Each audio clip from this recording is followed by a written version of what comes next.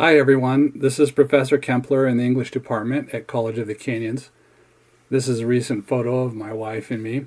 And today in this video I'm going to be talking with you about active and collaborative learning. To begin with, we'll take a look at the lecture as depicted in a movie, Ferris Bueller's Day Off, which came out in 1986. In 1930, the Republican-controlled House of Representatives, in an effort to alleviate the effects of the Anyone? The Great Depression, passed the the tariff bill, the Hawley-Smoot Tariff Act, which raised or lowered? Raised tariffs in an effort to collect more revenue for the federal government. Did it work? Anyone know the effects? It did not work, and the United States sank deeper into the Great Depression. Today, we have a similar debate over this. Anyone know what this is, class? Anyone seen this before? The Laffer curve. Anyone know what this says? It says that at this point on the revenue curve, you will get exactly the same amount of revenue. Okay, you get the idea. The lecture is ineffective. So let's take a look at the first example of active and collaborative learning in one of my classes.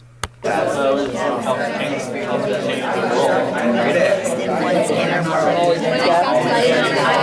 responsibility for ourselves. Meaningful change occurs when people accept themselves.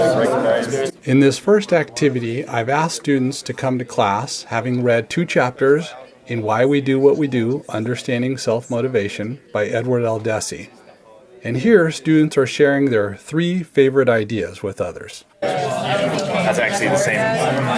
So, what do you think? My number 2 is the true meaning of motivation. So there's different variables of how actually kids are.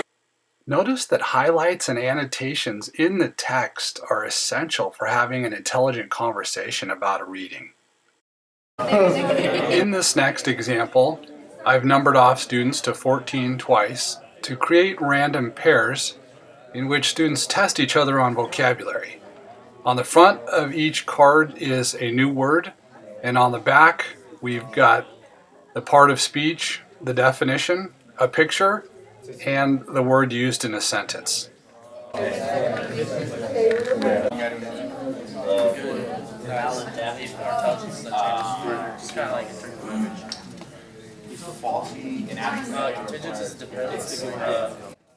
Here you see students sitting for this active and collaborative learning activity, but I prefer to have my students stand because that little bit of movement resets the attention span clock. I call this third example a gallery walk.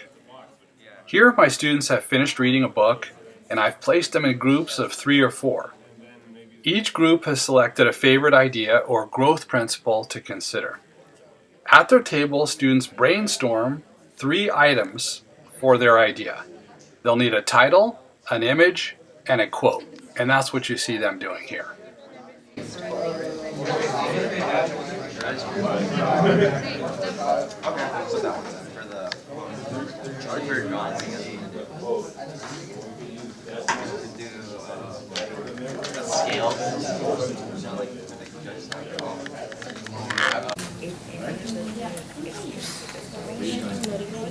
Choice is options. Think about personal satisfaction, personal achievement, personal competence. Okay. Like that. How do you draw personal competence? Next, students will go to a poster on the wall to record their title, drawing, and quote. That chair will get you.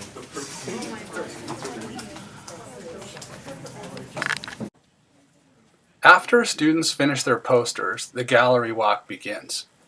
We do this by walking around the room in our groups, reflecting on the other posters, and giving feedback in the margins. It's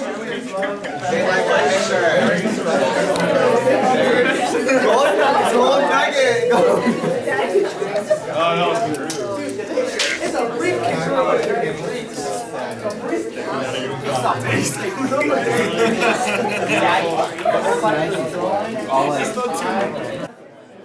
As you can see, when you come up with a good active and collaborative learning technique, students are engaged, on topic, and having fun.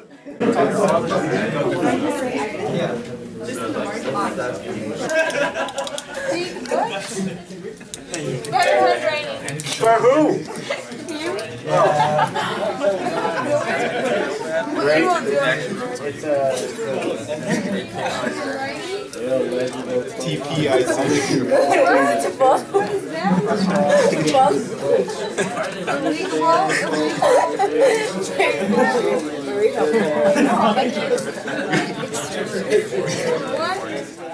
Okay, where do we go from here? I want to call your attention to my favorite resource, Collaborative Learning Techniques, a handbook for college faculty. This book covers the case for active and collaborative learning, orienting students, forming groups, structuring the learning task, facilitating student collaboration, grading and evaluating collaborative activities, and it ends with a description of 30 active and collaborative learning techniques. It's a wonderful resource. Also, please keep in touch with me, and you can reach me at adam.kempler@canyons.edu.